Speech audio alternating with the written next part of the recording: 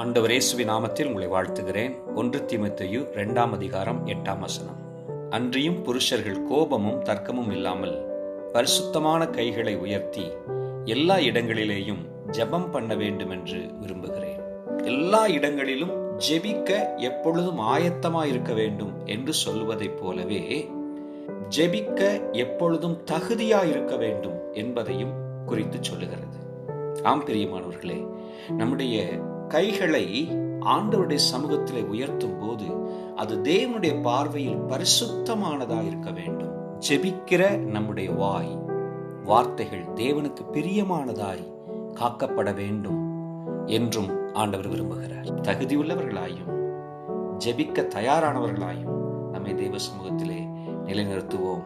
உங்கள் ஜெபத்தை கேட்கிற உங்கள் பரமபிதா எல்லா மனுஷருக்காகவும் வேண்டுகிற உங்கள் ஜெபத்தை கேட்பாராக. Praise the Lord.